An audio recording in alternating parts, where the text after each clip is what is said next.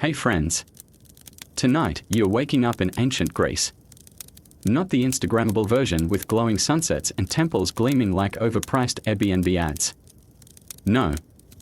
You're waking up in democratic Athens at the height of the Peloponnesian War. And your only temple is the one you curse under your breath when the ceiling leaks. Before you were dropped here, you might have dreamed of olive groves and Socratic dialogues. But let's set the record straight. Socrates isn't your mentor.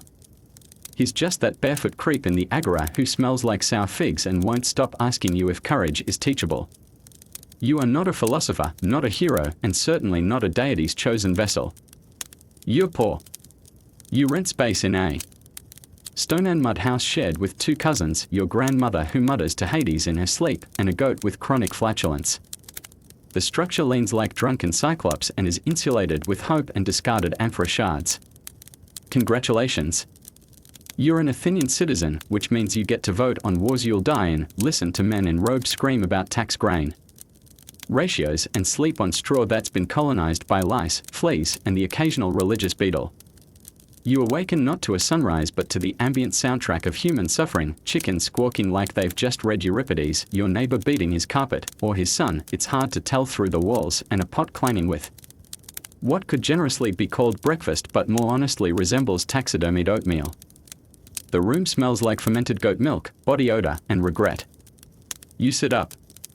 Your joints creak like a rusted warship.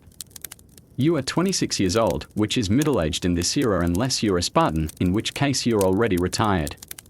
Or dead. Your bed is straw, but not the fancy festival straw. This is aloe straw, mixed with dust, crushed bugs, and the occasional olive pit you rolled onto in the night. The blanket is wool, scratchy and moist, as if it's trying to suffocate you out of pity. Pillows don't exist. You slept on your elbow, which is now numb. You don't own a mirror, which is merciful, because your face is a masterpiece of sleep crust, early arthritis, and philosophical disillusionment. There is no chamber music. There is a chamber pot. And it is full. It sits in the corner like a ceramic confession of everything you ate, feared, and failed to digest over the past 24 hours. You pick it up with a kind of reluctant reverence. And shuffle outside, barefoot, because shoes are expensive and the ones you own are currently serving as a mouse condo. The street is narrow and paved with what archaeologists generously call flagstones and what you call twisted ankle roulette. You dump your pot's contents into the communal gutter that snakes through the agora like a river of democratic excrement. It's technically illegal to throw it too close to the temple steps, but laws here are enforced mostly on Tuesdays and rarely on the poor. You try not to breathe as you walk back, but the air is thick with early morning incense, fish guts, and the pungent melancholy of a city-state losing a war. You pass your neighbor, who nods and coughs up what might be a lung or possibly an oracle. He greets you with the phrase, chair, which means rejoice. You both say it without meaning it. The only one rejoicing is the rat dragging a fig down the gutter like it's auditioning for the role of Dionysus.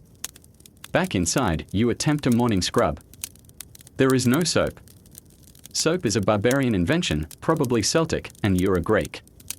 Which means you clean yourself by smearing olive oil over your body and scraping it off with a curved bronze tool called a strigil. The oil is rancid. The strigil is cold. The whole process is less cleaning and more redistributing grime until you feel philosophical.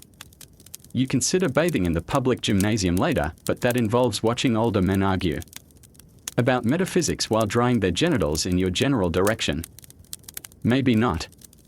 You grab your chiton, a tunic made of wool that once had color but now just looks like a resignation letter in fabric form. It smells of sweat, mildew, and lust. Elections. You tie it with a rope because you're out of pins, and your last brooch was stolen by a Spartan refugee who said it was for the greater good. Your sandals, if you wore them, would be made from leather so thin it might as well be dried fig skin. But today, barefoot seems safer. The streets are full of pickpockets, debt collectors, and amateur orators. You don't need style. You need survival. You glance at your breakfast, which your grandmother has kindly prepared by scraping the crust from yesterday's barley loaf and soaking it in leftover wine. The result is a paste-like sludge that tastes like a drunk pebble.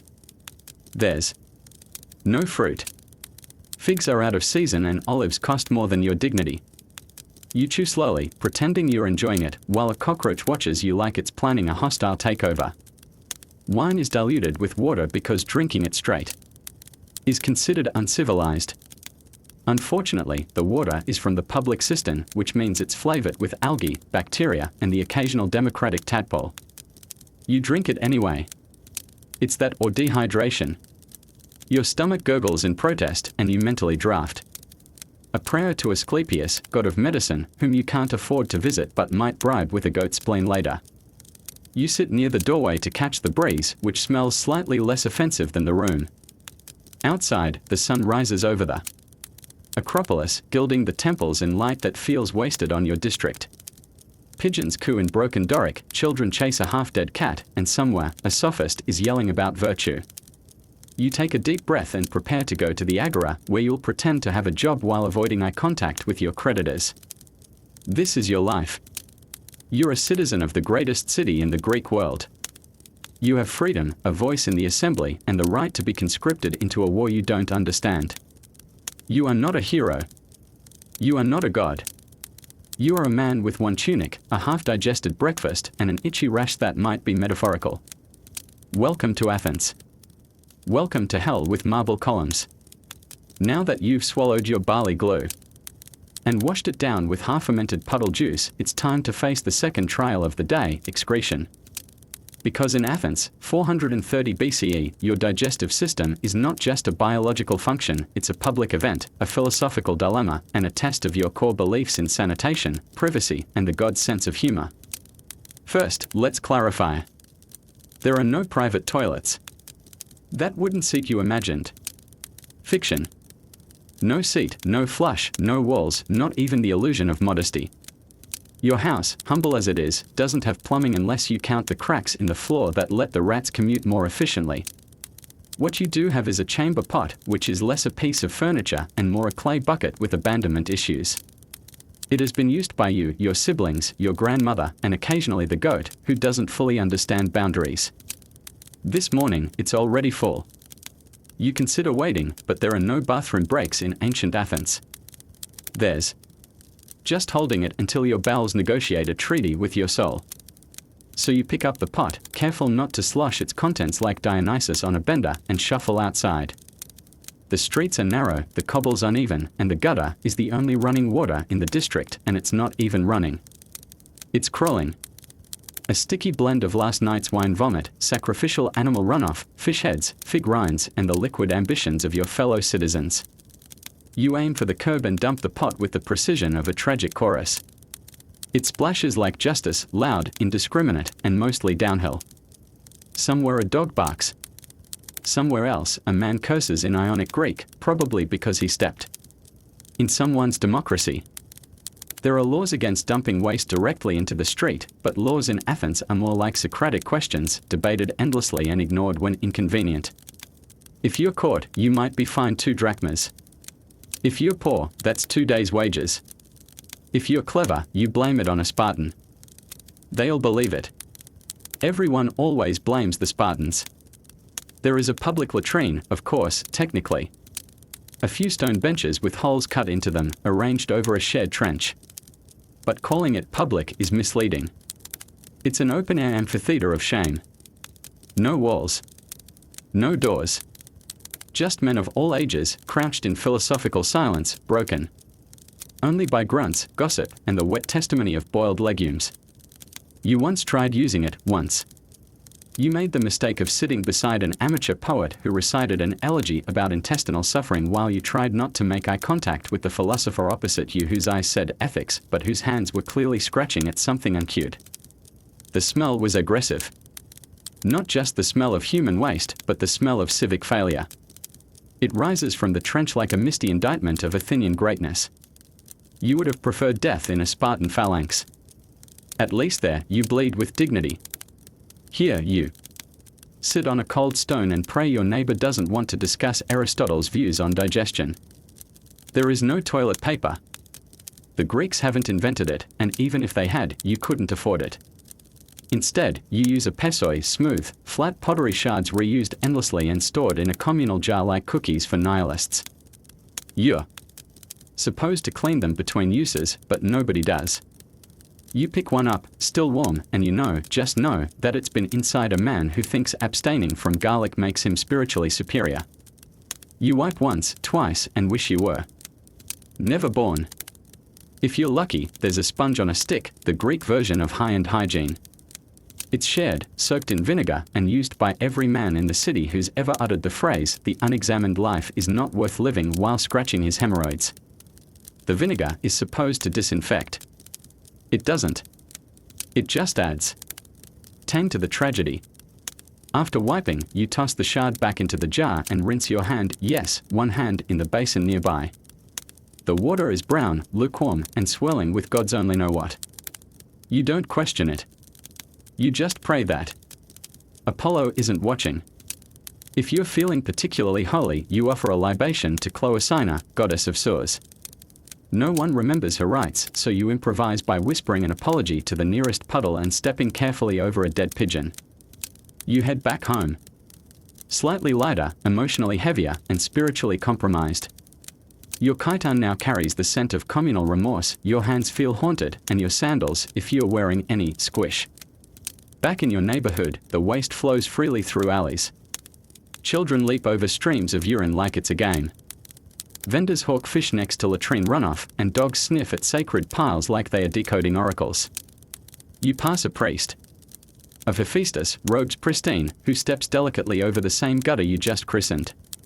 He scowls at you, as if your bodily needs are a moral failing. He blesses a child, ignores a corpse, and keeps walking. Welcome to Athens, the cradle of Western civilization, the birthplace of democracy, and a city where philosophy and feces share the same sidewalk. You think about the future, a world where plumbing exists, where toilets flush, and where people don't have to hold polite conversation while relieving themselves. But then you remember, in that world, no one knows who you are. Here you have a vote. Here you can speak in the assembly. Here you are a citizen, albeit one who now smells like roasted barley and regret. And yet, even as you dodge a man emptying a bucket from his second-floor window, you realize something. There is beauty in this mess. A society built not on comfort, but participation. A world where every decision, every stench, every splash of chamber pot discharge is shared. Horrifying. Absolutely. Democratic. Tragically, yes. And so you take another deep breath, which you immediately regret, and prepare for the next ordeal of the day, hygiene. Spoiler alert, it gets worse. So, you've survived the chamber pot gauntlet and managed not to vomit into your sandals. Impressive. Now comes the part of your day loosely labeled a hygiene. But before you start picturing soap, steam, and rose-scented anything, let's recalibrate your expectations. In 5th century BCE Athens, cleanliness wasn't about floral lathers or hot showers. It's about olive oil, public nudity, and spiritual resignation. There is no soap. There is no shampoo. There is only oil. Thick, viscous, slightly rancid olive oil applied liberally to your body like you're trying to marinate yourself into the underworld. It's the only cleansing agent available that doesn't involve scraping your skin off with a shard of pottery. You begin by pouring a handful of the oil onto your shoulders. It's cold because there's no such thing as hot water unless you happen to be friends with a rich man or a god. You rub it into your skin slowly, methodically, because this isn't just about cleaning, this is about pretending you still have agency. Every pore glistens with the sheen of processed olives and mild despair. Then comes the strigil. A curved bronze blade, slightly dulled at the edge but still sharp enough to remove your top layer of skin along with the oil. You drag it across your arm, scraping off a day's worth of dust, sweat, dead skin, and regret. You repeat the ritual on your legs, your chest, your back if you can reach it or bribe someone to help. There's no privacy. You're doing this outside, in the public gymnasium, or on a street corner near your neighbor who's debating cosmology with a man wearing nothing but a wreath and a rash. Public grooming is a civic activity. You exfoliate while the elders watch. You scrape while children point. If your technique is off, someone will critique it. Hygiene is democratic humiliation. And let's talk about lice. Everyone has them. You have them. They are the only loyal companions you've ever known. They live in your hair, in your tunic, under your armpits, and sometimes in your soul. There's no delousing shampoo. Instead, you squat in the sun with your cousin and pick them off each other like philosophical monkeys. If you're lucky, you have a comb made of wood or bone with teeth so fine it can dislodge both lice and your will to live. If not, you use your fingernails and hope the gods aren't watching. Speaking of tunics, yours is infested. You wash it once a month in the public basin with cold water, sharp rocks, and prayers to Athena, goddess of crafts, because surviving. This textile is an act of artistry. You beat it against a slab of marble until the stains begin to scream. There's no detergent. Maybe you throw in a handful of crushed herbs if you're feeling fancy, or if you're trying to cover the smell of goat urine and philosophical flatulence. The result is a garment that's slightly cleaner but now sopping wet and 3 shades darker with mildew. You hang it over a rope tied between 2 broken columns and let the sun do the rest. While it dries, you wrap yourself in another chiton that smells slightly less like decomposition. Your skin is raw from scraping, your hair still crawling, and your dignity scattered in the dust like crushed amphorae. And now let's move to oral hygiene. You don't brush your teeth because toothbrushes don't exist. Neither does toothpaste. If you want a clean mouth, you chew on twigs, rinse with wine, or grind your teeth until the plaque gives up. You might rub your gums with ash, mint leaves, or powdered oyster shells if you're rich and suicidal. But for most people, a clean mouth is an abstract ideal, like justice or tax forgiveness. Your breath smells like sour wine and morning barley. So does everyone else's. No one comments. Because here, we all suffer together. Communal stench is the glue that binds the city. The elite do it differently, of course. They have slaves to pour the oil, to scrape the strigil, to wash their backs and whisper affirmations while powdering their armpits with crushed myrtle leaves. But you're not elite. You are your own servant. You cleanse yourself with the same tool you use to dig weeds. And after you're done scraping, you stand there slick and half-nude, wondering if you're cleaner or just more aware of your filth. If you want to go to a bathhouse, you can. Athens has them, although not as grand as Roman ones. Here, it's a small stone room with a tub full of tepid water that hasn't been changed since the last full moon. Men lounge inside like olive-stuffed sausages, discussing democracy while their skin cells form a communal soup. You enter, sit, and try not to make eye contact with the man whose foot is brushing your thigh like it has a philosophical point to make. You soak. You sigh. You think about death, which smells slightly better than this room. Eventually, you emerge pruned and slightly more infected. And if you're a woman, hygiene is both more important and more dangerous. You are expected to be clean, perfumed, modest, yet available. You wash in a private courtyard if your house has one, or in secret if you don't. Your menstrual clothes are reused, boiled when possible, and dried on the roof where the neighbors can judge your cycle. You bathe with other women, gossiping while elbow deep in rose water and crushed laurel, or with just cold water and cold stares. Your hair must be oiled, braided, and perfumed. Your skin is powdered. All with natural ingredients that irritate the skin and attract bees. If you smell bad, you are shamed. If you look too clean, you are suspicious. You cannot win. And still, you try. Because Athenian purity isn't just physical, it's political. A clean man is virtuous. A clean woman is moral. A dirty citizen is a social risk. You can debate Plato, but if your feet stink, no one will listen. So you rinse, scrub, anoint, scrape, and wrap yourself again in your wool chiton, still damp, with the scent of civic duty and damp earth. You are clean. Or you are cleaner than you were. Or at least you're less sticky. Which is enough. Because in Athens, the gods demand cleanliness, but not perfection. That's reserved for statues. You, however, are alive. Alive and scrubbed. And that's as close to divine as you'll ever get. You've scraped yourself raw with a strigil, relocated 3 colonies of lice, and rinsed your moral decay in a tepid basin of Athens' best semi-sacred water. Now comes breakfast. Or as it should more accurately be called, the ceremony of edible futility.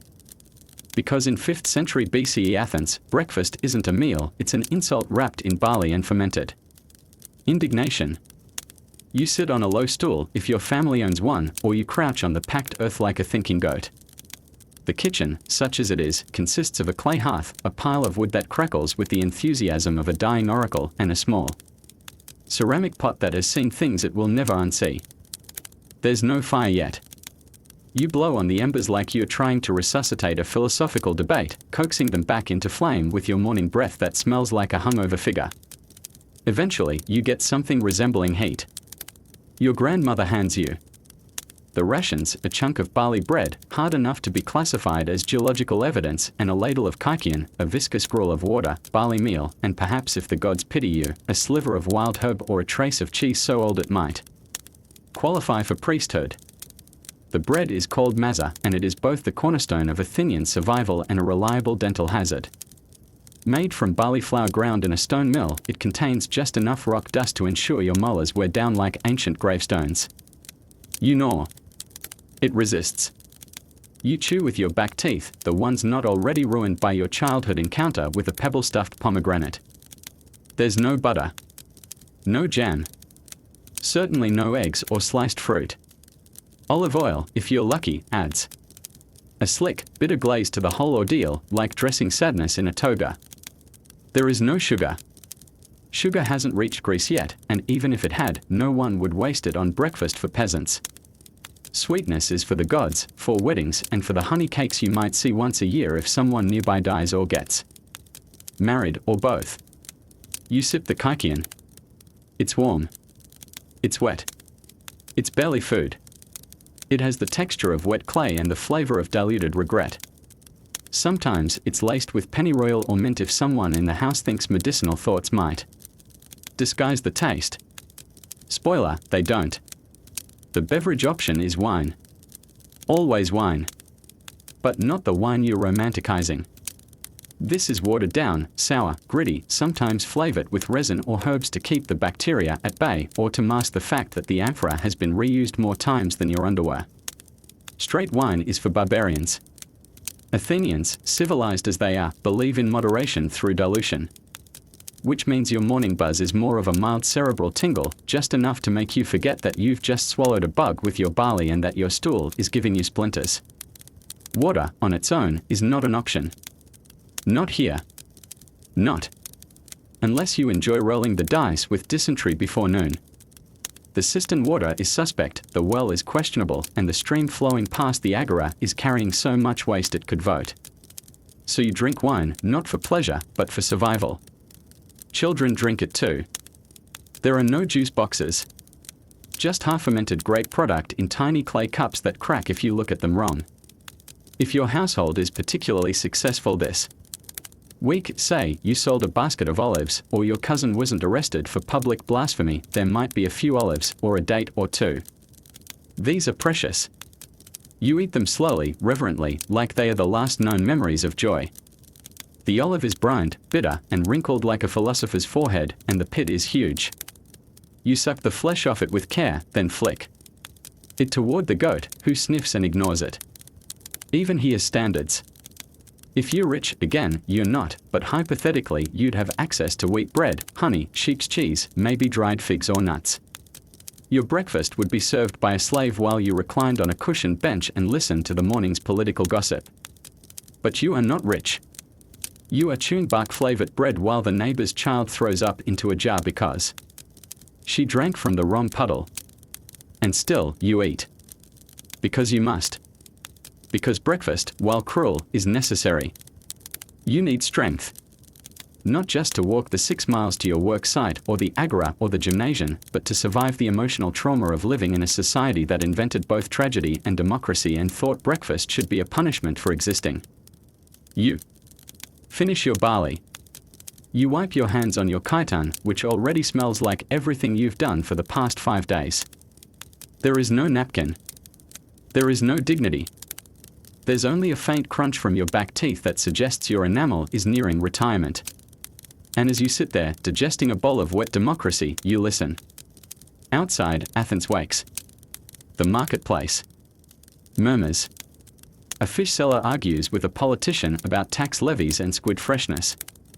A philosopher shouts about justice to a crowd of 4 goats and a man asleep on his amphora. Children chase chickens. Dogs bark at imagined enemies. A widow spits into the gutter and mutters about hoplites. The polis breathes loudly with its mouth open. And you are part of it. Just another citizen starting another day with a belly full of barley, a head full of half-washed lice, and a lingering taste of boiled ethics. Breakfast is over. And so is the easy part. Breakfast is behind you now, clawing slowly through your bowels like a barley-powered siege engine. The air smells of overripe olives and existential fatigue, and your day is about to begin in earnest, which means it's time to get dressed. And by get dressed, I mean wrap yourself in the same fabric cocoon of chafing, sweat, and pestilence that you've been reusing since the last Panathenaic festival, because in 5th century BCE Athens, wardrobe changes are less a matter of fashion and more a chronological accident. Your outfit is a chiton, which is Greek for rectangular regret.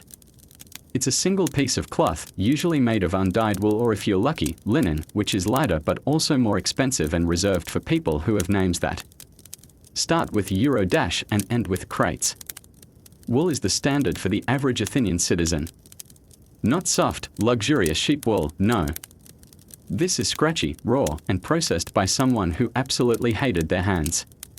You pull it over your body like you're being strangled by a damp tapestry. There's no tailoring, just clever folds pinned with fibulae, metal brooches that double as status symbols and minor weapons if you're jostled in the agora. You lost your brooch 2 weeks ago during a drunken argument about whether Heracles or Theseus was more morally symmetrical, so now you use a knot made from rope salvaged off a fishing net. It smells like anchovies and quiet desperation. Underwear does not exist. Let's just make that clear. There's nothing between your thighs and the breeze except the hope that no one notices and that you don't have to sprint after a runaway amphora in front of the Achan. In winter, you might wear a himation, a heavier cloak thrown over the chiton. But it's summer now, and the himation would turn you into a walking sauna with BO issues that could be detected from Thebes. Your chiton has one job, to cover your body and not fall off while you're shouting about naval policies. It barely succeeds at either. It sticks to your skin in all the wrong places, especially after the morning's olive oil scraping ritual. It traps heat, encourages bacteria, and fosters lice like a civic duty. The neckline is stained, the hem is frayed, and one shoulder keeps slipping down like it's auditioning for a symposium orgy. You tighten the rope belt and try to remember what dignity felt like. Your feet? Ideally, you'd be wearing sandals made of leather straps and flattened soles worn thinner than Aeschylus' character arcs. But you left those by the door last night and now they are gone, probably stolen by a neighbor who claimed them in the spirit of communal property. Communism doesn't exist yet, but petty theft dressed as democracy definitely does. So you go barefoot, like a stoic. Or a victim. The ground is hot. Cobblestones bake under the attic sun like flatbread with scorpion toppings. Your soles have calluses, but not enough to keep out the tiny pebbles and red-hot gravel. Every step is an act of philosophical endurance. As you step out into the street, you're immediately reminded that clothing in Athens is not just fabric, it's identity.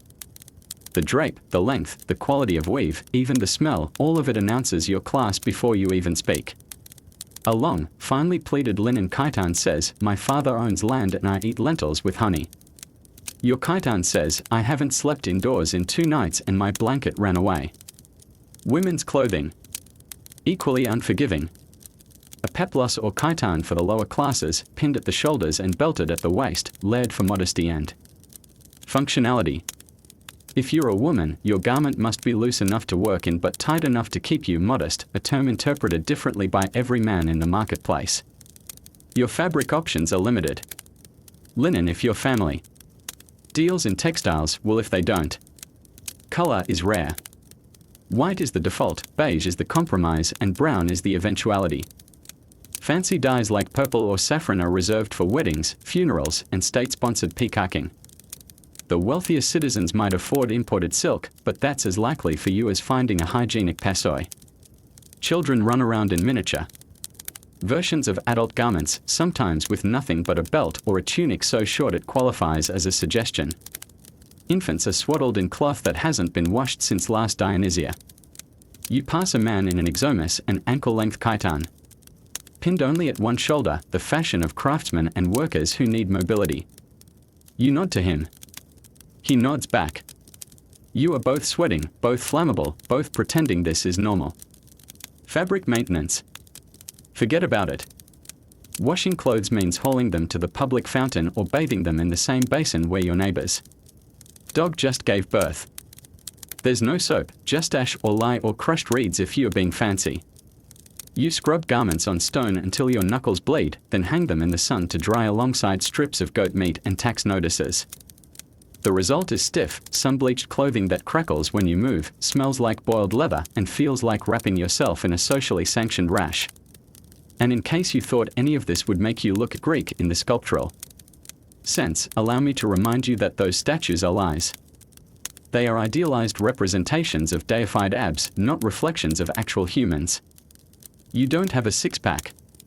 You have a soft belly bloated with legumes and fear. You don't walk like a god. You hobble like a man who just stepped on a crab shell and is pretending it's a philosophical metaphor. Your clothing does not flutter. It clings. It smothers. It declares to the world, this person survives, barely, in spite of fashion, not because of it. And still, you step forward. Because in this city where men debate the nature of virtue while wearing tunics that smell like vinegar and toe fungus, how you present yourself still matters. You are poor, but you are Athenian. You are itchy, but you are free. You are wrapped in woolen woven trauma, but you have a vote, a name, and a chiton that almost covers your shame. Almost. You're dressed now, if you can call it that. Draped in wool that absorbs sweat like it's being paid to do so, barefoot or strapped into sandals that wouldn't survive a sneeze, and heading out into the world, which is less a city of marble philosophy and more a chaotic blender of labor, shouting, and barely contained sewage. Because now it's time to work, and unless your name is Plato, your father-owned land, or you're in the process of being sculpted into a god by some overly optimistic artist, you are going to work until your back becomes a myth told to children. To keep them humble. In Athens, there's no middle class. There's free men, enslaved labor, and you, floating somewhere between civic pride and musculoskeletal failure. You are a free male citizen, which means you technically don't have to work. You could spend the day loitering in the agora debating tax reforms with other underemployed men in togas, scribbling half-remembered lines from Hesiod into the dirt with a stick. But you're not wealthy, so leisure philosophy is off the table, and someone has to pay for your lentils. That someone is you, via your own spine. Today's job is hauling ceramic amphorae from the potter's quarter to the docks. Why? Because you once made the mistake of being sober when someone needed a worker. The potter, a man named Myron who smells like smoked clay and unpaid bills, shoves the first amphora into your arms without a hello.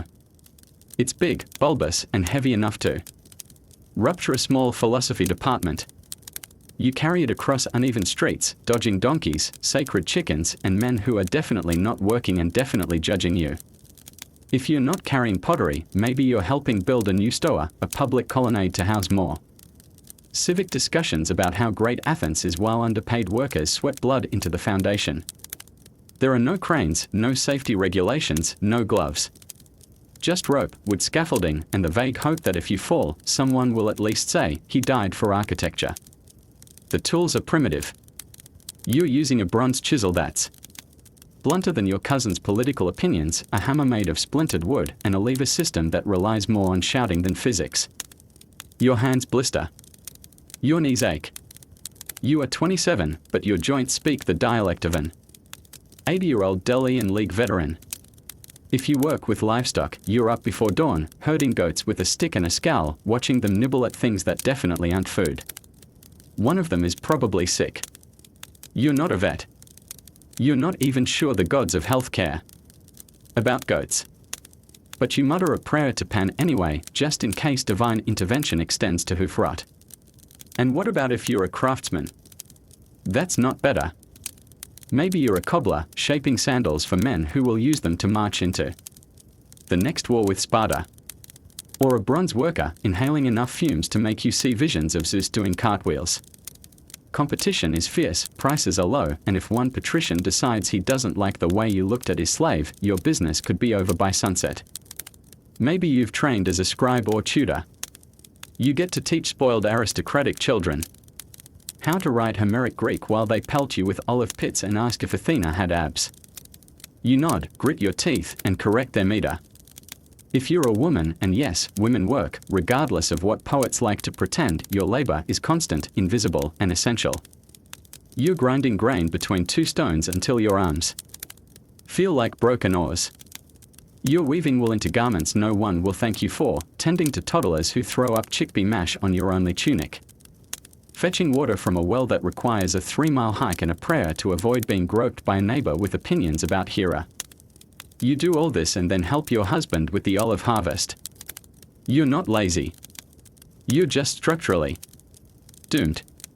Enslaved people make up 1/3 of the population, and their labor keeps everything moving.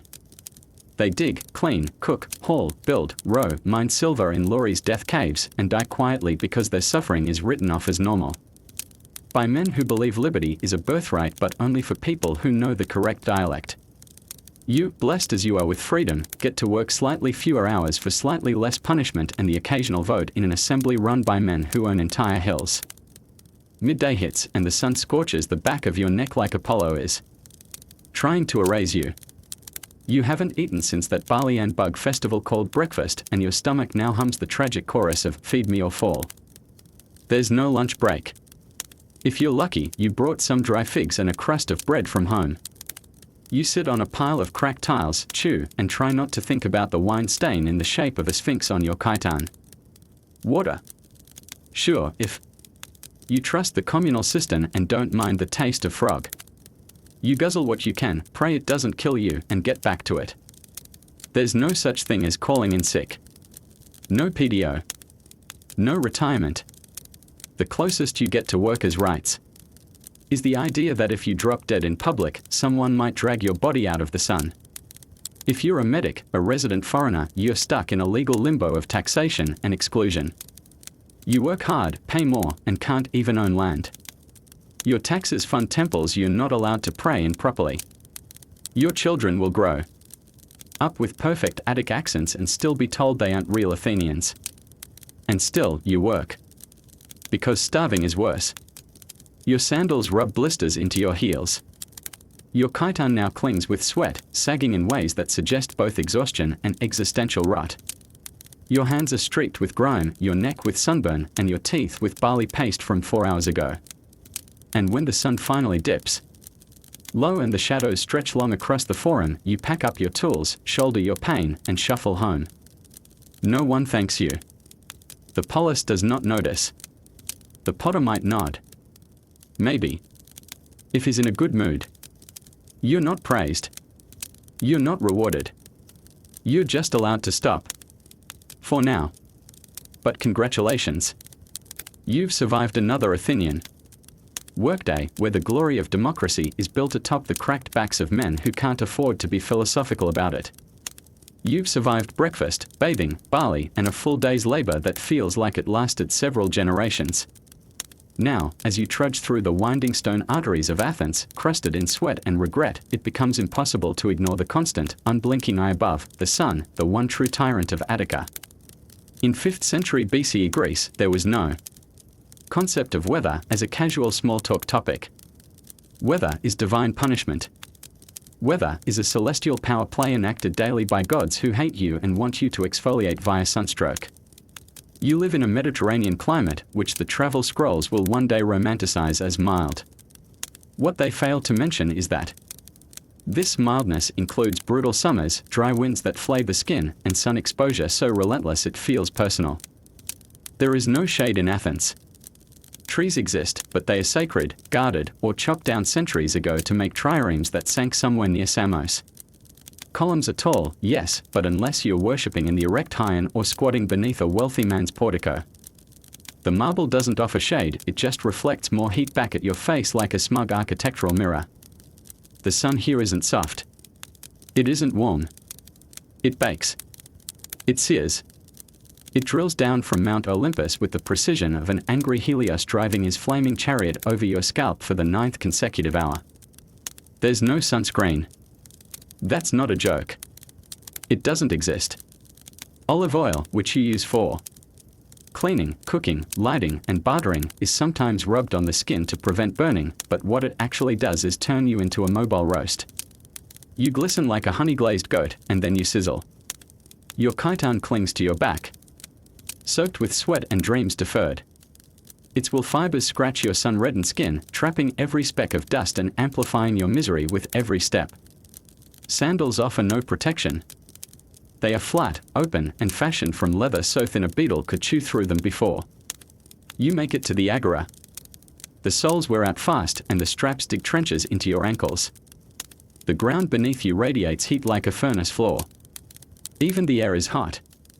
It doesn't move. It presses. It hovers around your head like an invisible weight made of ancient curses and unspoken taxes. And if there is wind, it's the wrong kind. The hot sirocco sweeps in from Libya, carrying dust, dead insects, and the faint scent of broken oaths. It doesn't cool you, it sandpapers your face. Your eyes sting. Your throat dries. Your sweat evaporates before it can cool you, leaving behind a crust of salt and philosophical bitterness. Water, naturally, is scarce. Wells run low in summer. Springs dry up. Public fountains dribble like dying metaphors. You find yourself licking your own lips like a tragic hero with no arc. Just thirst. The wine you carry is hot, sour, and filled with floating particulates that might be grape skins or insects or divine indifference. You drink it anyway. You have to. And what happens if it rains? You wish it would. Rain is rare in Athens, especially during the dry season, but when it does come, it's not gentle. It arrives like vengeance. Streets flood. Clay rooftops leak. Your walls, made of sun-dried brick and civic hope, start to melt. There is no gutter system worth speaking of. The gutters are also the toilets. Now they are ankle-deep rivers. You try to outrun the flash flood, but your sandals disintegrate. And your tunic slaps wetly against your legs like a drowning ghost. But most days, it doesn't rain. Most days, the sun reigns supreme and the temperature climbs. There's no thermometer. There's just pain. When your skin turns red, that's warm. When it blisters, that's hot. When you hallucinate and try to debate ethics with a statue, that's very hot. There is no break from it. Work continues. Debates continue. Sacrifices continue. Priests chant in stifling temples while the candles drip into puddles of wax and divine sweat. You see an older man collapse in the agora, his body limp, his face the color of overcooked lentils. People pause, comment on how fragile the human form is, then step over him to reach the fig vendor. There's no paramedics, no ice packs, no umbrellas. You survive or you don't. And then there's winter, which is less brutal, but more treacherous. Athens wasn't built for cold. The houses have gaps. The floors are bare. The fireplaces are small and smoke-choked. When the temperature drops, it drops into your bones. You shiver in your damp wool, wrap a hemation around your shoulders, and huddle beside a brazier that smokes more than it heats. There is no insulation. Your fingers turn blue. Your nose runs. And the firewood you need has been confiscated for naval construction because the city-state needs more ships to lose in Syracuse. So you freeze. You freeze and you itch and you cough and you listen to men in the Stoa debate whether justice is inherent or taught, while your toes quietly contemplate death. Weather in Athens isn't scenery, it's an actor. It shapes your every hour. It ruins your clothes, cooks your food without permission, and dictates your labor, your leisure, and your medical prognosis. It is, like most things in your life, a force you cannot negotiate with. And still, you endure. You keep walking, sweat streaking down your back, eyes squinting against the brightness that bounces off every whitewashed column and sun-bleached temple. You mutter a curse to Helios, then immediately apologize because you need all the divine tolerance you can get. This is the climate of civilization, they say. This is the weather that birthed democracy, tragedy, and arithmetic. This is the sun that shone down on Pericles and Euripides and the child who just threw a dry turd at your leg. You wipe it off with your chiton, already stained with the residue of 1,000 days just like this, and keep moving. Because in ancient Athens, you don't fight the weather. You suffer from it. With sandals, with sarcasm, and with the desperate hope that maybe tomorrow it'll be cloudy. It won't be. By now, your skin is scorched, your chiton is soaked with sweat and someone else's regrets, and your throat has achieved the texture of an abandoned amphora. You're parched. Desperate.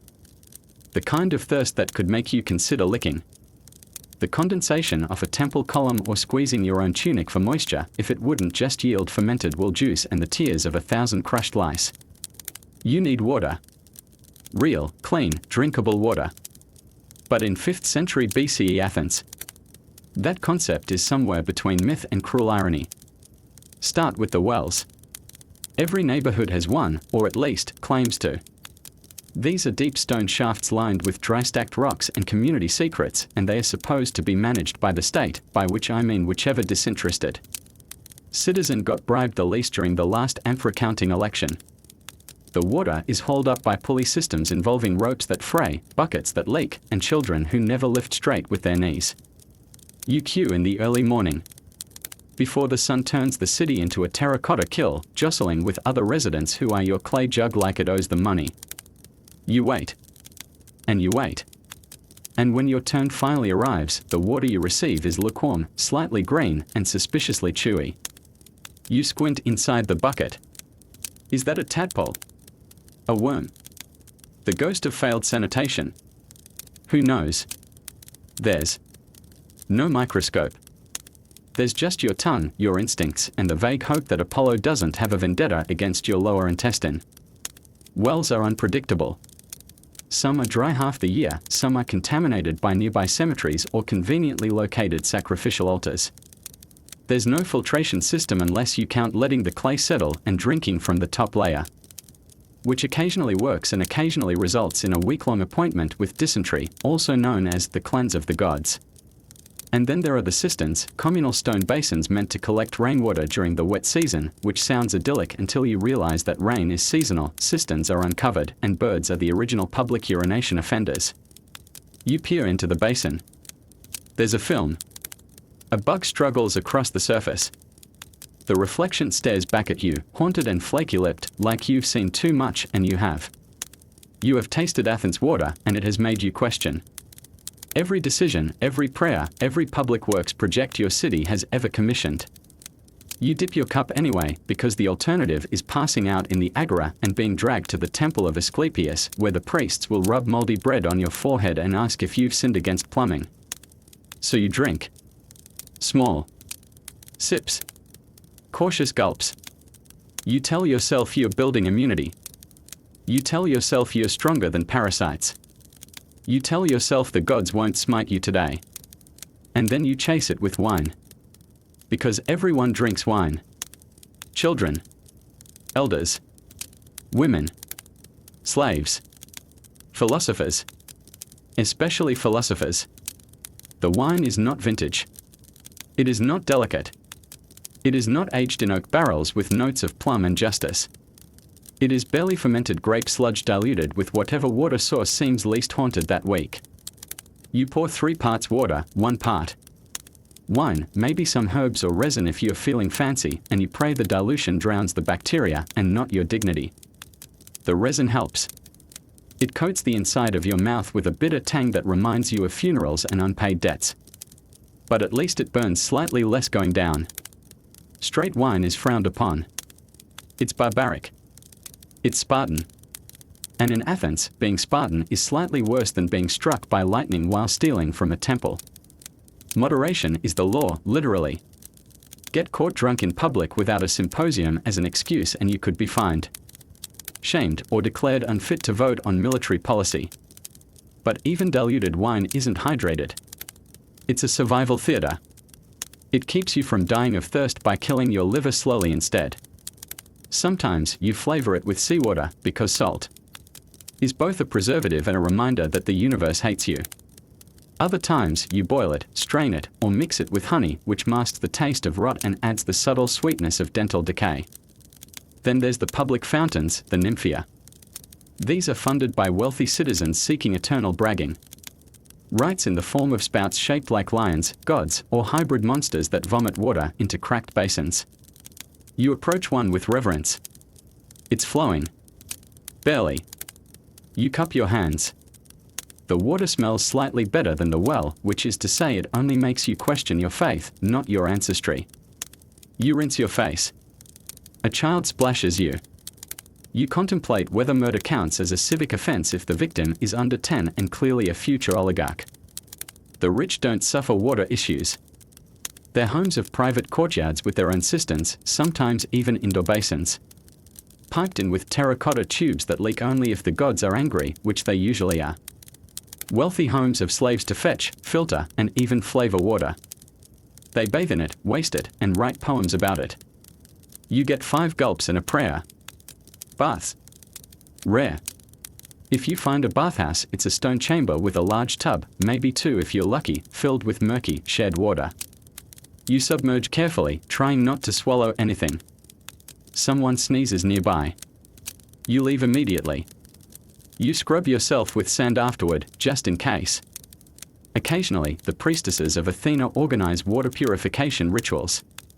These involve dragging sacred jugs from the spring of Caloro, pouring libations, and chanting about divine purity while a goat watches with what might be pity. You attend once.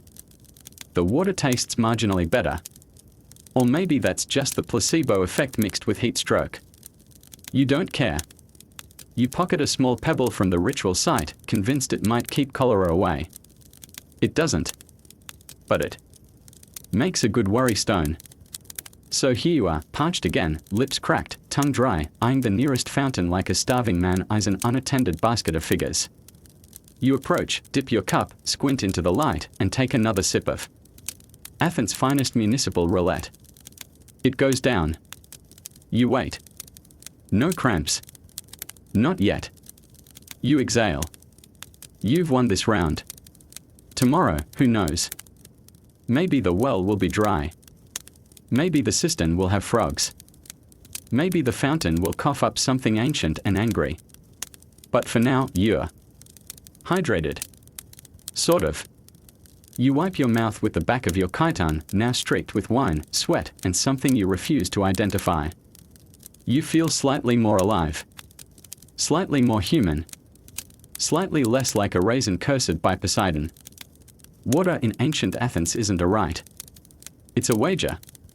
A daily bet with fate, infrastructure, and bacteria. And somehow, against all odds, you're still playing. Still sipping. Still standing. And for now, that's enough. You've made it to the afternoon with only mild sunstroke, 3 blisters, and a bellyful of sour wine and democratic dysentery. You'd call that a success, except your head is now throbbing like it's hosting a symposium for tiny hammer-wielding gods, and there's a strange red line snaking up your leg from the blister you ignored 3 days ago. Your options: cry, pray, or visit a doctor, though in 5th century BCE Athens, those 3 actions are often indistinguishable. Medicine, like most things here, walks a tightrope between empirical guesswork and divine drama. The Greeks, to their credit, are among the first to approach illness with something resembling logic. But that logic is founded on a system of bodily humors, 4 invisible liquids in your body called blood, phlegm, yellow bile, and black bile, which must remain in perfect balance or you descend into madness, vomiting, or both. These fluids are not symbolic. They are gospel. If you have a fever, it means you have too much blood. If you're melancholy, you've got too much black bile. If you're irritable, it's yellow bile, and if you're congested, it's phlegm, or just that. You've insulted a minor river god. You make your way to the nearest iatros, or healer. Not a physician in the modern sense, there are no degrees, no diplomas, no licensing boards. Just a man with a beard, a cupboard full of herbs, and a sharp blade he swears hasn't been used on livestock recently. His home doubles as a clinic and a place of worship to Asclepius, god of healing, whose statue in the corner stares at you with the calm of a deity who's never had foot rot. You sit down. Or rather, you recline on a wooden couch that creaks like it's been cursed by Hera. The healer inspects you. He sniffs you. He pokes at your leg. He mutters about imbalance and destiny and how the gods favor symmetry, and then prescribes the obvious, bloodletting. Because nothing says cure like forcibly removing the very thing keeping you upright. He pulls out a knife, bronze, dull, and stained, and makes a shallow cut above your knee. Blood trickles out. You try not to scream. You definitely fail. There's no anesthesia. Pain is diagnostic. The more it hurts, the more effective it must be. He catches the blood in a shallow bowl and squints at it like a wine critic. He nods sagely. The bile is still imbalanced. More cutting. You start to black out. He stops. Bandages are linen strips dipped in wine or vinegar, which sting like betrayal, but might prevent infection, assuming your gods are feeling generous today. He wraps your leg and hands you a bundle of herbs, willow bark for pain, honey for wounds, garlic for your breath, and laurel because it smells like healing even if it doesn't do much. He chants a hymn to Apollo. You nod weakly. The treatment costs a handful of obols you don't really have, but you're not dead yet, which puts this doctor in the top tier. If you're poorer, your healer might be your grandmother or a local midwife who moonlights as a bone setter and part-time exorcist. Remedies include poultices made from mud and mint, compresses of sheep dung mixed with fig sap, and ointments thick with pig fat and optimism. These women know their work. They've pulled babies from breech births, stitched wounds with horsehair, and survived 10 plagues without divine endorsement. But they are not always respected. Official medicine is male, state-sanctioned, and written on papyrus by men who've never bled from their own thigh. If you have a headache, you might be trepanned, have a hole drilled into your skull to let the evil spirits escape. If you're epileptic, congratulations, you're now hosting a minor deity and will be treated with reverence and fear, but no cure. If you've got a rash, it's rubbed with ash and goat tallow. If your stomach aches, you're purged. If your eyes hurt, the doctor blows herbal smoke into them while singing an ode to Hygeia. All of it comes with incense, prayers, and the faint scent of someone guessing loudly. Surgery does exist, in the grimmest sense. Abscesses are lanced. Fractures are set. Dislocations are wrenched back into place by 2 large men and a wooden stick to bite on. There are scalpels, bone saws, hooks, forceps, most of them hand-forged and never cleaned. The tools are stored in leather pouches or wooden chests lined with wool, often reused on multiple patients with no more sterilization than a quick rinse. And a muttered charm. Still, there's knowledge here. Greek physicians study anatomy from battlefield injuries and sacrificial dissections. They know how to reduce hernias, how to suture flesh with linen thread, how to use opium in tiny doses to dull the pain. But they also believe a sneeze is an omen and that menstrual blood can cure snakebite if applied quickly and screamed about. Dental care. Abysmal. Toothaches are treated with warm wine rinses, garlic poultices, or, when all else fails, extraction via forceps that resemble a blacksmith's pliers. No anesthetic. Just courage and something to scream into. Your teeth are ground flat by years of eating gritty bread baked with sand-infused flour, and your breath smells like fermented barley. And failed dreams. There's no toothpaste. Some chew on twigs. Others rub their gums with ash or salt. Most just suffer. And let's not forget the amulets. Even the most rational doctor will pin a charm to your tunic, an eye of Horus, a knot of Heracles, a clay figurine meant to distract malevolent spirits from your liver. Medicine in Athens is practical only if you believe in miracles and are willing to bleed for them. The line between healing and sorcery is drawn with a shaky, sweat-slicked hand. You leave the clinic hobbling, bandaged, poorer, but slightly less poisoned by your own blood. Your leg still hurts. Your headache has migrated. But you're upright. For now. You clutch the bundle of herbs, whisper thanks to Asclepius, and vow never to eat shellfish again. You've learned something. Medicine here isn't about curing. It's about surviving long enough to confuse the symptoms. It's about outlasting the infection, outpraying the prognosis, and hoping your healer is slightly more priest than charlatan. And sometimes, that's enough. Sometimes you live. Not better. Just longer.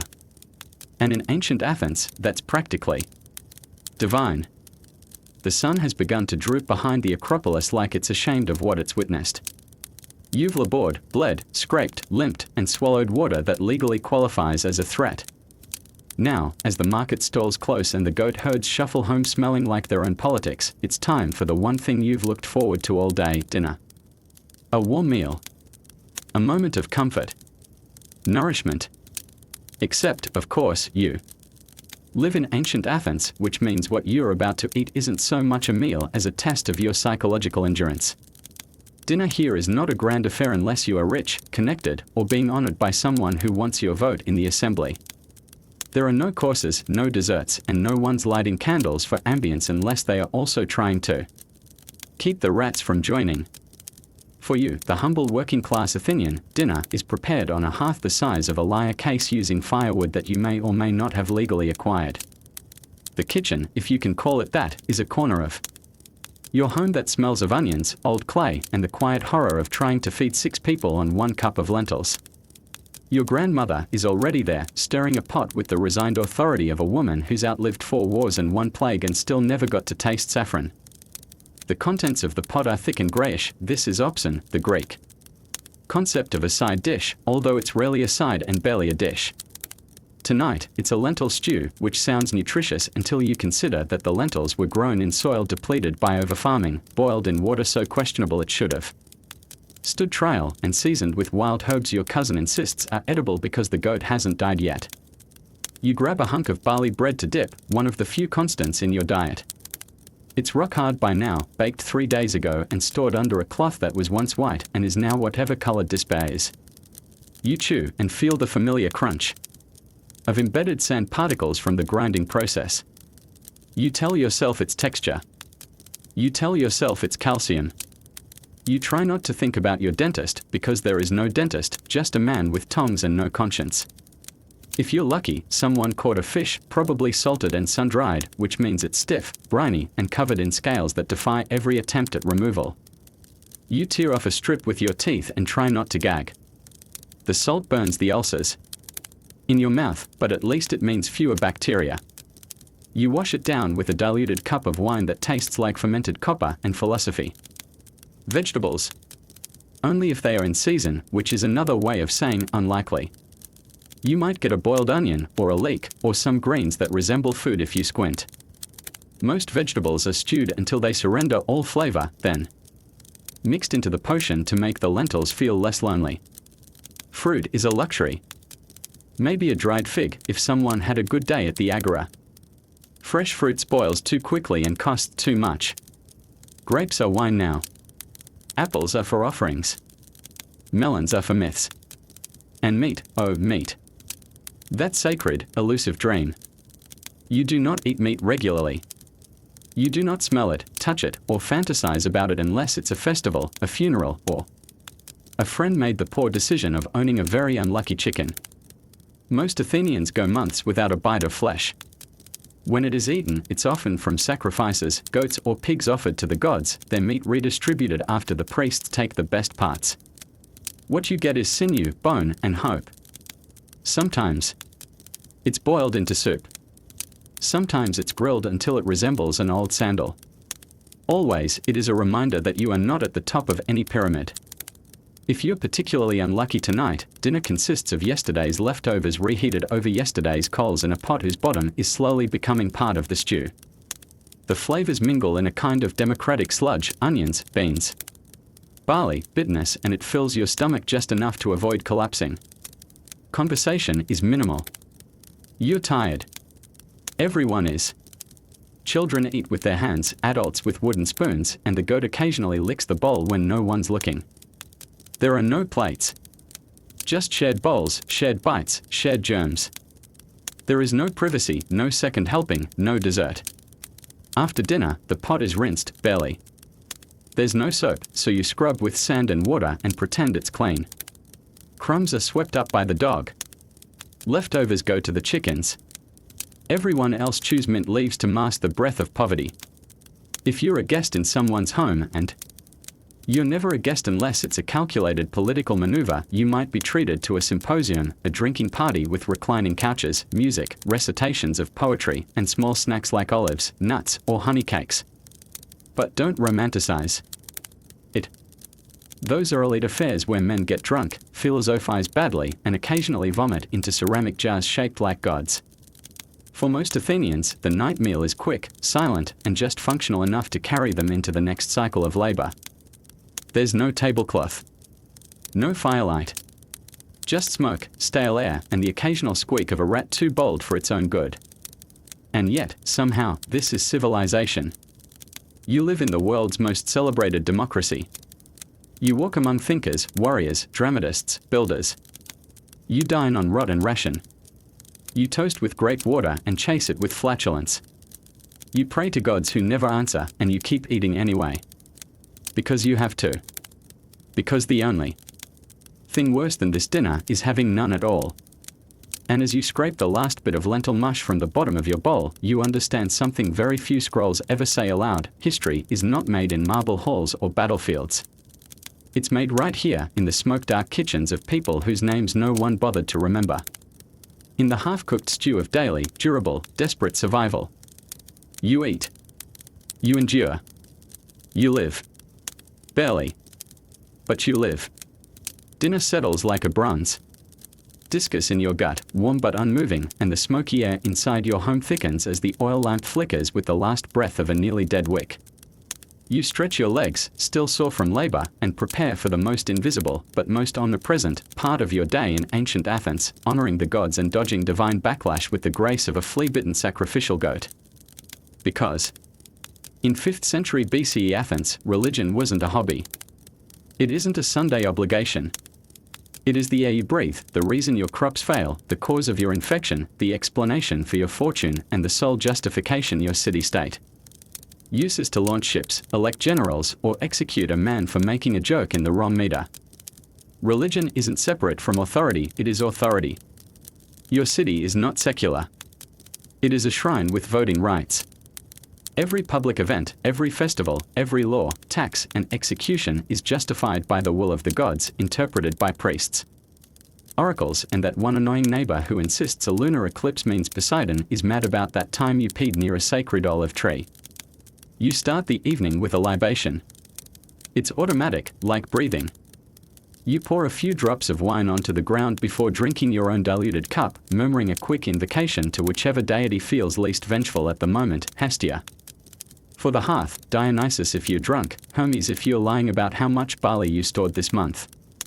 The act is routine, performed with the mechanical precision of a man who knows forgetting could mean crop failure, disease, or being struck by lightning disguised as diarrhea. The gods number in the dozens. Olympus alone hosts the Big 12.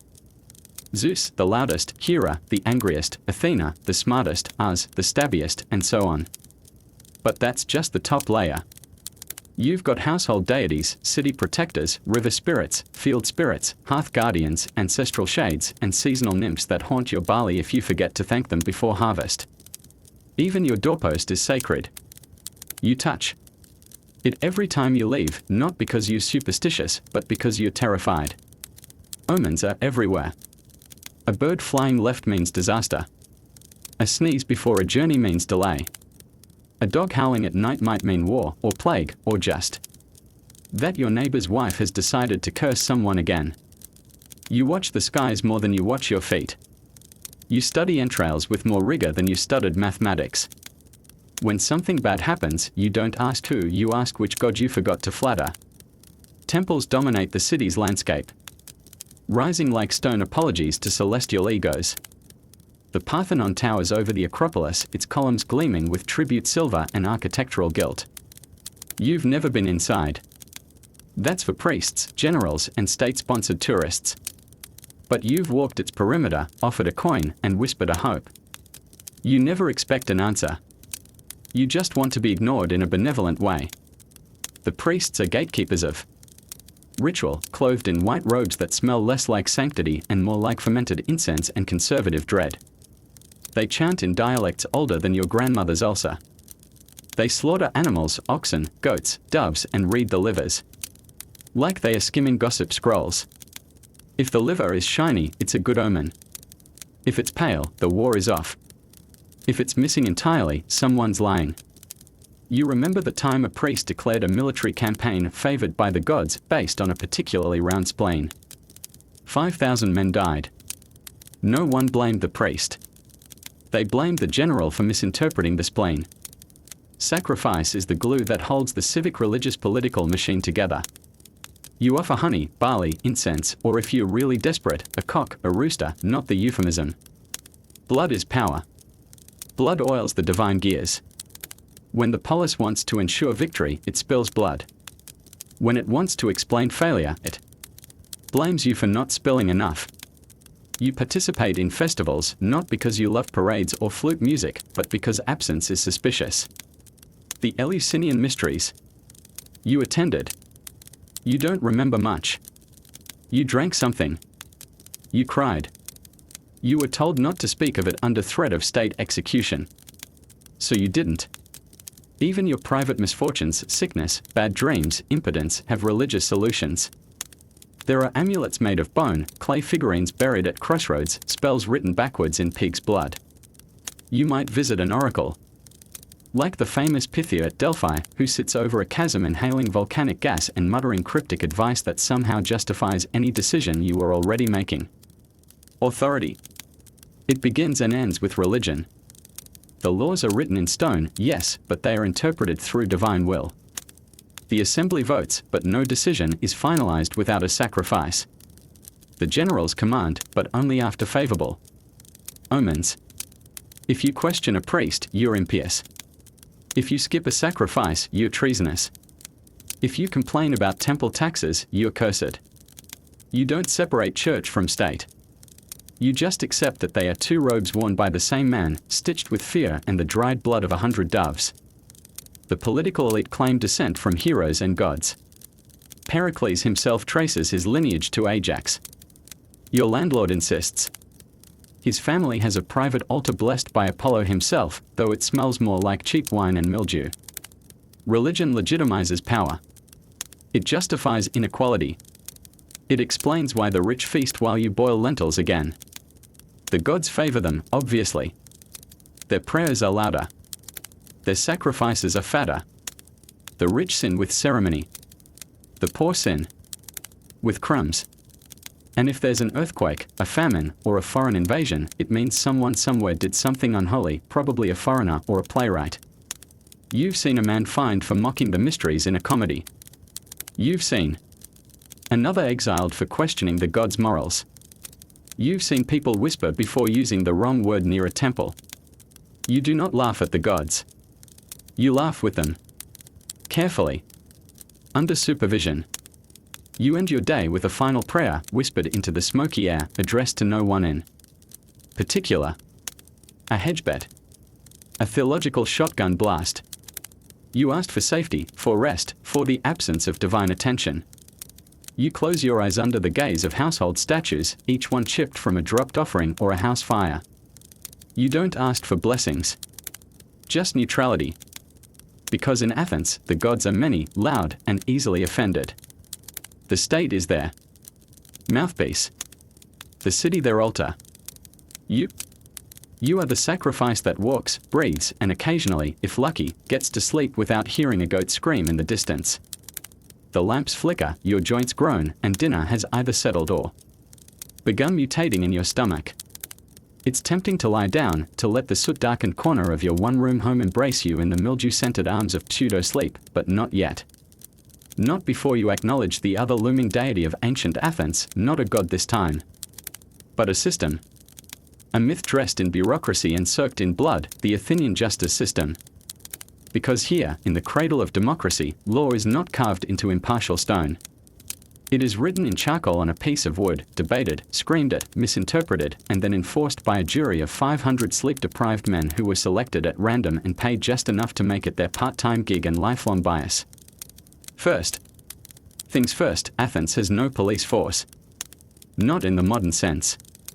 There are Scythian archers, public slaves armed with ropes and sticks, whose job is to maintain order by whipping crowds and herding jurors into courtrooms like philosophical sheep. They don't investigate crimes. They don't solve mysteries. They are there to ensure the chaos stays within civic boundaries. Enforcement is reactive. You accuse someone, you take them to court. You are your own prosecutor.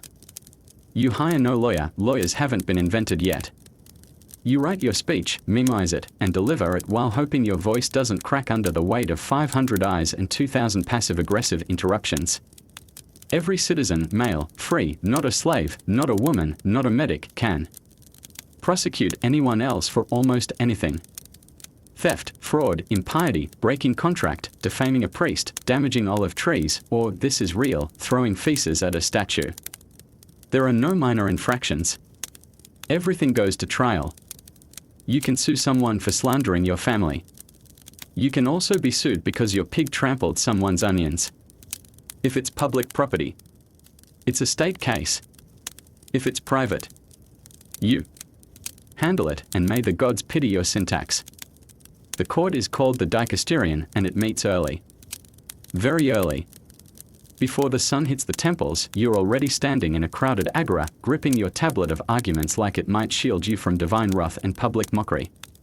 The jury is selected by Chloroterion, a randomization machine involving bronze tokens and wooden slots that look suspiciously like the gods invented gambling first, then backpedaled into jurisprudence. Jurors are men over 30, paid 2 or 3 obols a day, barely enough to cover lunch, but more than you'd make hauling amphory. They sit packed shoulder to shoulder, armed with their own prejudices, hangovers, and personal vendettas. There are no judges. Just a magistrate who manages the schedule, tells everyone when to shut up, and makes sure no one starts stabbing mid-argument. Your trial begins. You speak. Your opponent speaks. Each side gets a water clock, an actual clock, a clepsydra, filled with water, and time to your speech. When it runs out, you're done, no matter what crucial point you were saving for last. Hope you didn't start with a joke. The audience is loud. They murmur, they heckle, they nod or scowl depending on your accent, your posture, or whether they like the way your uncle voted in last year's ostracism. That's right. Ostracism. It's not metaphorical. Every year, Athenians vote on whether to exile someone for 10 years. No trial, no debate, just name a man you hate, and if enough people agree, he's gone. They write his name on a piece of pottery, a sherd, an ostracan, and drop it in the urn. Get over 6,000 votes and congratulations, you're politically irrelevant. Until your beard grays or your enemies get bored. It's democracy, weaponized as a grudge. Back in court, the verdict is determined by majority. No appeals. No retries. You're guilty or innocent based on who argued better, louder, or had a funnier anecdote about Hermes. Punishments range from fines, crippling ones, to disenfranchisement, atimia, where you lose your civic rights, including the ability to vote or sue, which in Athens basically makes you a ghost with taxes. If the crime is severe murder, treason, impiety, you may be sentenced to death. Execution is by hemlock, a bitter draught that numbs the limbs and slows the breath. It's quiet, clinical, and made famous by Socrates, who accepted it more elegantly than most of us drink bad wine. Prison exists but is rare. Cells are small, unlit, and used mostly for debtors or those awaiting trial. They smell like urine, despair, and unfulfilled oaths. Most punishment is public. Public flogging, public fines, public humiliation. The idea is to teach through spectacle, not secrecy. You once saw a man whipped for impersonating a citizen. Another was forced to wear a sign declaring his crime while chained to the Agora gate for a week. The worst punishment, besides death, is exile. Banishment from your city, your gods, your festivals, your family tombs. You become a wanderer, a cautionary tale told over diluted wine. All this might sound harsh, but remember, Athens prides itself on being a city of laws. Unlike its enemies, it doesn't let kings or generals decide fates alone. Here, every citizen is both judge and judged, participant and spectator, hero and victim. The courts are loud, biased, flawed, and deeply performative, but they are also democratic, in the most chaotic, brutalist sense of the word. And the law isn't just about crime. It governs marriage, inheritance, trade, property, religion, and behavior. You can't just build a shed without risking a court case. You can't name your son something offensive without a neighbor reporting you for impiety. You can't sell spoiled wine without risking a visit from the sycophants, no, not the modern flatterers, but actual legal informants who make their living by sniffing out lawbreakers and dragging them into court for a cut of the fine. You hate them. Everyone does. They are also the reason you haven't been sued for letting your dog wander into the votive garden. Yet, as night falls, you pass the Stoa Basileos, where magistrates once issued verdicts under the painted colonnades. You remember that even the gods are tried in Athens, statues defaced, altars questioned, priests challenged in court over the misallocation of sacrificial meat. Justice here isn't blind. It's cross-eyed, sleep-deprived, and mildly drunk. But it works, mostly. Sometimes. If you bribe the right people. You shuffle home, hoping you haven't said anything seditious today, that no one heard you groan during the festival, that the neighbor didn't actually see you toss that old amphora into the sacred well. You pray not for mercy, but for obscurity. Because in Athens, you're always one complaint away from trial. One sarcastic remark away from exile. One poorly timed fart in a temple away from explaining yourself to 500 of your closest enemies. Justice, like wine and weather, is shared. Poured into the mouths of citizens and drained without warning. You close your eyes. You sleep lightly. Because you are not innocent. You are merely unaccused. For now. As you finally drag yourself through the final embers of a day designed by someone who clearly hates spines and dignity, you glance across the single-room dirt and limestone box you call a home and lock eyes with your wife, or more precisely, with the shape of your wife through the veil she wears indoors when her mother-in-law visits, which is always, because no one ever leaves. She is seated by the hearth, spinning wool with the kind of resigned intensity that suggests she would rather be eaten by furies than unspin one more length of thread. Welcome to the Athenian domestic universe, where the oikos, the household, is the cosmos and women are the gravity holding it together, silently, invisibly, and without rights.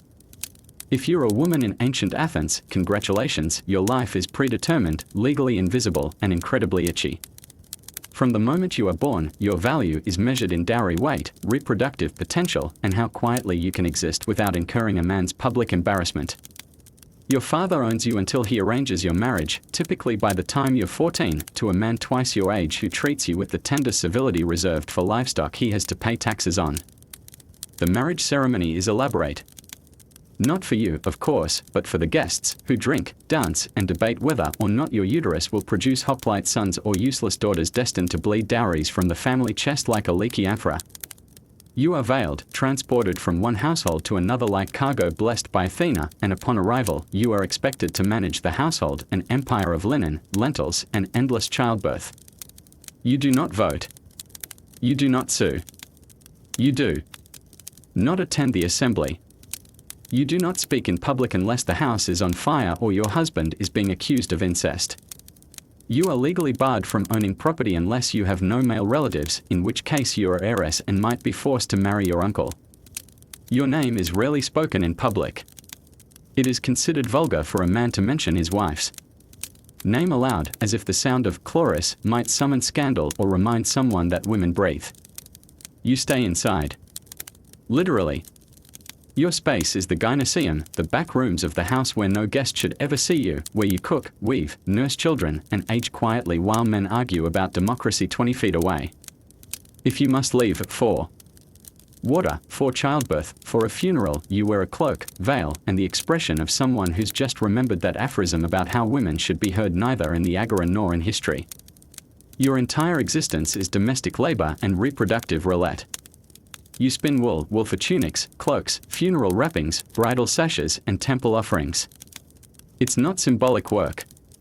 It's relentless, finger-splitting, soul-numbing monotony. You also bake, haul water from the communal fountain, preserve food, manage slaves, if your family can afford them, and care for sick relatives because no one else will. Pregnancy is constant. It is not sacred. It is dangerous. There are no gynecologists, no antiseptics, no knowledge of infection, no idea what a uterus even looks like except from vague anatomical drawings that resemble upside-down wineskins. Midwives deliver your children, usually other women who've birthed 6 and survived 4. They rub your belly with oil, chant prayers to Aletheia, the goddess of childbirth, and hope your blood doesn't attract spirits or civic complaints. If you survive, you are expected to return to housework immediately. If the child is a girl, you weep quietly. If it's a boy, your husband shouts praise to the gods and goes to the agora to gloat. Infants are inspected. Not metaphorically. Literally. The father holds the newborn in his hands and decides if it is worthy of life. If not, if it's deformed, sickly, or simply too female, it can be exposed, left in a clay pot on a hillside, to be eaten by dogs, carried off by bandits, or, in rare cases, rescued and raised as a slave. This is not murder. This is social regulation. And it is legal. If the child survives, its life is no picnic. Childhood is not a protected category in Athens, it's a temporary inconvenience before usefulness. Boys are trained for citizenship from the age of 7.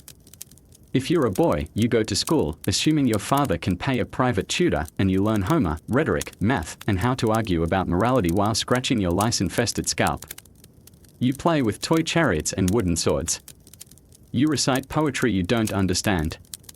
By 12, you're expected to memorize laws. By 18, you're training to die for them. If you're poor, school is a rumor and you're helping in the field, the shop, or the kill by the time your voice squeaks. Girls. No school. Your education is domestic. You are taught how to cook, weave, obey, and bleed discreetly. You learn to speak in the tone of a mouse under threat. If you have a personality, it is extracted by your mother with shame and repetition. Your social debut is your wedding, your honeymoon, your first miscarriage. No one teaches you music. No one teaches you to read. If you're literate, it's by accident or divine prank. Slaves. If you're born into slavery, you might be raised in the house or the fields, used for labor or worse. Children born to slave mothers are property. If you're lucky, you are sold to a kinder master. If not, you die young and are replaced. No elegy is written. No shrine is erected. Women and children are the quiet machinery of Athens, the unseen cogs that turn the wheels of democracy, feeding, cleaning, bearing, and burying while men shout about justice under colonnades they didn't build. You are the body upon which civic virtue is practiced, tested, and forgotten. Your name is not in the scrolls. Your grave is marked by a simple stele, often shaped like an amphora, because even in death, you are a vessel. And still, you endure. You mother sons. You bury daughters. You mend cloaks with shaking hands while your husband debates the morality of war over wine you watered and served. You are silent not because you have nothing to say, but because history was written by men who mistook silence for consent and invisibility for peace. You do not ask for justice. You asked for survival. And even that is too much, too often. You close your eyes tonight not in prayer, but in calculation of how much bread is left, how much wool can be spun before your fingers cramp, and how many daughters must be taught to disappear before they are noticed. You are the heartbeat of the city. And the city has no ears. The stars hang over Athens like silver coins tossed by a bored god. The streets are quieter now, save for the occasional clatter of a drunken symposium participant staggering home, his breath thick with wine and metaphysical self-importance. You, meanwhile, are trying to lie down. Not sleep. Sleep is a privilege. You are attempting the nightly ritual of horizontal discomfort, known colloquially in your house as not dying before sunrise. Your bed is the same slab of straw and grief you crawled out of this morning. No mattress, no pillow, just a pile of dried stalks topped with a wool blanket that's gone stiff with age, sweat, and the collective failures of domestic sanitation. The straw cracks beneath you, releasing the sweet, moldy aroma of yesterday's goat urine and a hint of crushed time from the one time someone tried to freshen it with herbs. You shift. The blanket doesn't move with you. It clings. It resists. It's less a covering and more a confession of the human body's slow decay. You share this bed with your spouse, possibly your children, definitely a dozen lice colonies, and something in the corner that might be a rat or a minophonic deity. The air inside your home is thick not with warmth, but with proximity. One room. No separation. No privacy. The child with the runny nose sleeps beside the clay amphora. Your elderly aunt wheezes like a broken pan flute 3 feet from your head. Someone snores. Someone scratches. Everyone dreams of different exits. The oil lamp sputters. You've rationed it down to a stub of wick floating in a puddle of sour-smelling oil, casting just enough light to confirm that the wall's new stain wasn't there this morning. You blow it out, unwilling to waste the last bit of illumination. On fear. Outside, the city shifts. Not resting, shifts. Night in Athens is not restful. It's transitional. Vendors cover their stalls. Dogs bark in half-sleep.